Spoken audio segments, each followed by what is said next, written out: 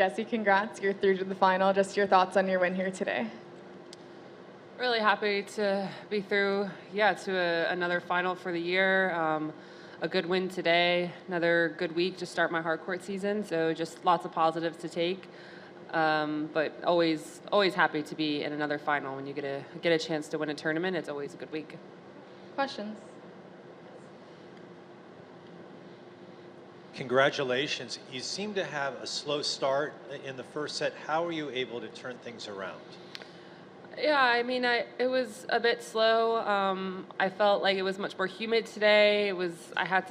Felt like I wasn't moving up to the ball quite as well as I did the day before when it was a little hotter and faster and maybe a little bit more dry. So I just felt like I had to adjust a bit to the conditions and her ball. Luckily, was able to do that and come back in the first set. But I mean, it was only one break, so I was confident that I just had to keep holding on to my serve. And I think once I kind of finally held. I just, finally got some momentum going, was able to hang on to that pretty much for the rest of the match. Just one other question. I know that after the match you were hitting some. Is that the norm? Do you typically do that after a match? Sometimes when there's just a couple things that I feel like I can work on or clean up.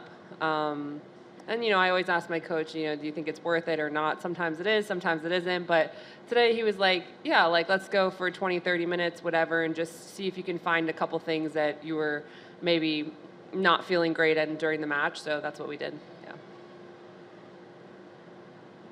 Hey, Jess, well done. So looking back in 2019, I think it was your first title. I'm curious, I was looking at the draw and some of the players that you had to play. I'm curious, how much of a big breakthrough at the time was that, tournament for you? And I guess in hindsight, how much do you look back on that, tournament? Obviously you have a chance tomorrow to win, here again. From when I first won? Yeah, 2019. Yeah, that week, I think I've said before, was just kind of the monkey off my back, finally winning a pro title, not just on the WTA tour, but on even ITF level Challenger Tour. It was my first professional singles title, so finally getting through that and being able to play a really good match against, a really good player at the time was Camilla Giorgi, which I don't think I was expected to win that match, and to win pretty, I think, decisively as well.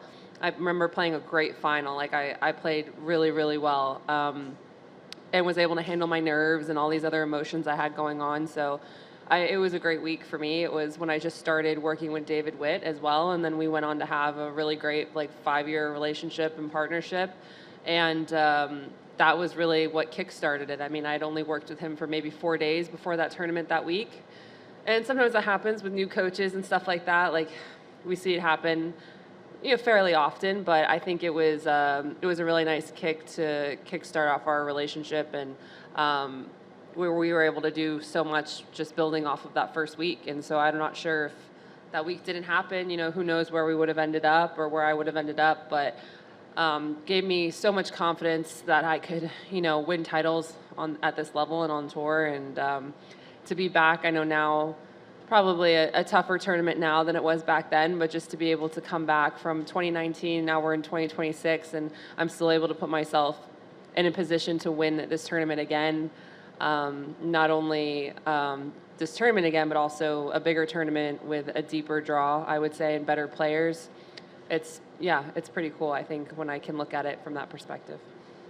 Hey, Jess, after some struggles in your first match against Magdalena in the first set serving, your first serve percentage has been over 60% in 4 of the 6 sets since. Just how have you been able to establish more consistency in your first serve, and how key has that been for you to make this run? Yeah, I think going after my spots, I think sometimes when I'm serving, I serve my best, at least lately, when I feel like I'm playing a game with it, in my head. It's not just going up and hitting a serve. It's, okay, what serve doesn't she like? Where do I feel like she's leaning? Where do I feel like she's going? And I think just trusting that I have a lot of different serves now, and I can use that to my advantage.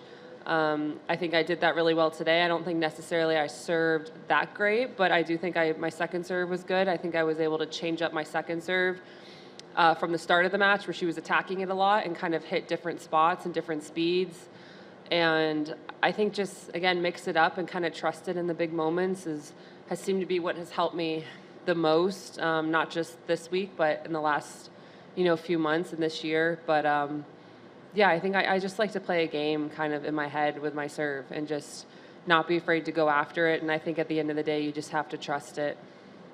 Speaking of serving, Alex Eala has a serve that sometimes goes really slow, like some of the slowest speeds you'll ever see at this level, like in the 60s and 70s, but players don't seem to be able to really punish her for it that much. I'm curious for you, how are you thinking about returning? I'm talking more about the matchup too, but just particularly that. Just I've seen a few players in the last month or so just not being able to take advantage of a shot that might seem like it would be attackable on paper. I think her serve's gotten a little bit better since when I last played her. I know it's something she's working on, of course. One, I think it helps that she's lefty. I think lefties are definitely, no offense to lefties, but they can get away with a little bit more because we're just not used to seeing the ball coming in that direction as often. And I think you see that with a lot of different lefties on tour. I mean, Manarino, I feel like he just kind of like throws it in there. He can still hit his serve, but like throws it in there. I'm not sure if a person that's right-handed would be able to get away with it that much. So I do think they can use that to their advantage. And I think with her, it stays so low. It's hard to attack. Like, I think if you put her, like, it'd be interesting if she plays mixed doubles. Like, I don't think guys are going to like returning her serve. There's no space to like actually do anything with it. So sometimes you feel like you're just starting the point. It's hard to I remember in Miami, I just didn't know, like, should I go for it more? Because then I feel like I'm possibly giving her free points off of that serve, or do I kind of just start the point? But you really have to use your legs and kind of get up and trust it. But that's why it can be so tricky. I mean, it stays very low, especially on more of a hard court, which I think she's probably better on a hard court or grass court, where it's very hard to attack. I mean, the ball's kind of below the net, and you're having to hit up on the ball. And anytime you have to do that, it can be really tricky. Hi, Jess. I don't know how much you hear this while you're on court, but I'm interested to get your take. In the crowd during that match, for example, and I'm sure it's happened in other tournaments, there's a lot of coaching happening from the fans, like a lot of specific, like, do this, do that, other than just like, go Jessie or anything like that. Are you hearing any of that, or do you sort of like ears closed? Probably not as much as you are hearing. What do people say? Also, I mean, everything. Really? Like, I mean, that doesn't surprise me. But everything from like, hey, Jessie, go Jessie, to like, you know, hit her to her forehand, or like better serving. Or I was very struck by how specific some of them got. Everyone's a coach from the sidelines, you know? I've been there. But I think I hear some stuff filters in, and usually I do hear like like, hit an ace, or like hit to her forehand, or hit a serve, or like make your first serve. I feel a lot of stuff about the serve, maybe more often. I mean, I don't know. I'm like, dude, I'm trying. I would love to be able to just make my first serve or hit an ace every single time. So I think I just kind of hear it and filter it and kind of laugh, like, oh, like, well, yeah, great. We're on the same page. But I don't think there's anything that's ever been like a bad advice, because it's usually something very obvious, like hit a winner, hit this, like why aren't you like whatever? And I'm like, yeah, like I would love to do that, but you know, easier said than done. And Jesse, you often speak of being an American, playing in America. You're the American #1. You're in the nation's capital. The crowd that awaits tomorrow. Yeah, I'm feeling I'm not. I don't think I'm going to be the favorite. I don't know. What do you anticipate from that? And I'm curious what you make of kind of the phenomenon that has developed with the following.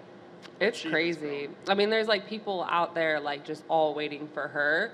I mean, I think it's awesome for the sport. I think it's really cool. I think we've seen that similar to Fonseca. I think it's amazing. I mean, she's able to draw these crowds, and it's not even like she's the #1 seed yet or like a top 5 player, and she's able to bring all these people in to watch her matches. And I've seen it at all the tournaments we've been at this year. She's usually on a bigger court because they have to put her on a bigger court. You usually hear the crowd from every single court that you're on around her. I remember in Dubai, I could hear it from my hotel room because it's very close to the courts there. So I think it's awesome. I mean, any way to get people into tennis. I remember when we had her on our podcast, we had so many Filipino fans. And then like the one girl, Des Kravchuk, is also half Filipino. And they were like, oh my God, Des is Filipino. And then she got like all of these followers just because they were Filipino fans. So I think it's really cool when you can outreach a group of people, especially that might not be super into tennis. I think it's really neat. I mean, it'll be tough. I remember in Miami, this was like before she was really like, people knew her as much. So I'm assuming tomorrow is probably going to be worse. I don't know if there's more Filipino here compared to Miami, but Miami, I was just like, who are these people? Like, what is going on? Like, I'm an American. I'm in Miami Open or in the semis. Like, I live in South Florida, and I was just like, where are these people coming from? Like, I don't understand. Like, I was just so confused, and now obviously looking back, like, it's gotten even crazier, and it makes complete sense now, but I just remember being in that match and just being like, where do all of these fans come from? Like, I don't understand what's happening. Now it's like every week it seems to be like that, so, I mean, it is what it is. I'll do my best. Hopefully I can still get some American fans behind me. Great job today, Jessica. What do you remember about beating Alex in Miami, and what are you going to take from that win, perhaps to use tomorrow?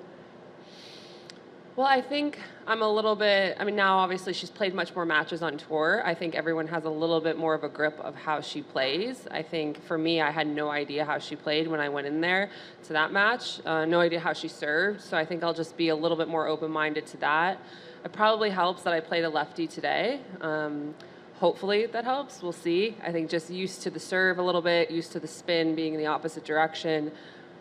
But I mean, I've been watching her for the last, ever since Miami. Obviously, she's been doing really well, and she's gotten a lot better too as a player and become more experienced. So she's been playing some really good tennis. I mean, I think there's some things that I'm going to try and implement. I'm not sure it's going to work. I don't know if I can execute it, but I mean, there's definitely some things, and I do think I'm playing a little bit better than when I played her in Miami, but at the same time, I think she's playing better too. So we'll see what happens. I'm not sure, but I think she's a great competitor, and I think she's a good player, and it's going to be very tough. Did you get to watch a couple of points maybe of her match with Naomi?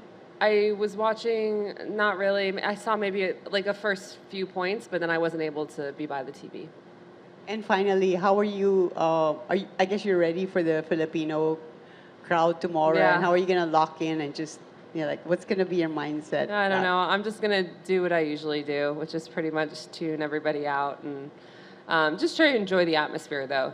I do think maybe having her on the podcast, they'll be a little bit nicer to me. Like maybe I gained a little bit of Filipino love, so I'll try to use that to my advantage.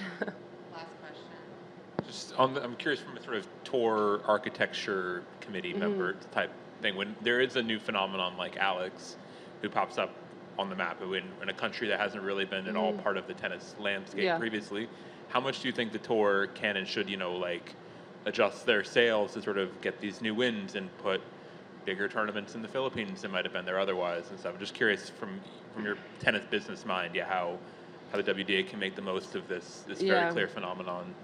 I mean, I don't know if we should go to the Philippines. I don't know what they would be able to do. She'd be like, they were like, would they even be able to play the match? Like, she'd have to be like helicoptered, like dropped onto the court and like lifted out. Because it seems like she gets big enough following everywhere else. I couldn't even imagine. I think she did play though the 125, right? Yeah. I think it's just. I think it's opening up a different pathway for possibly having a bigger event there or seeing if the 125 eventually grows to a bigger tournament. I think you're always kind of looking at that. Like, I mean, I think we kind of saw that with Qin Wen, like being so big in China, like how many tennis fans came out of that and her winning the gold medal and like the craziness she experiences during like Beijing and Wuhan and all the other tournaments. I think it's just one of those things that has to play out just because there's not any weeks for that to happen right now. So we'll just kind of have to see what fits into the calendar as things, hopefully get better or change throughout the next couple years. I don't see it happening right away. But like, for instance, having the tournament in Greece was really cool. And I know Maria Sakkari like really pushed for that because she knew people wanted to have an event there. But again, was kind of in a tough week because there's not a lot of weeks left for us to have tournaments. So I think it just depends on a lot of those factors, unfortunately. But I think it would be amazing because, like we've seen, I mean, she has a huge following everywhere, and I think if the event got bigger, it would just do really good things for all the fans there and continue to grow the sport around the world.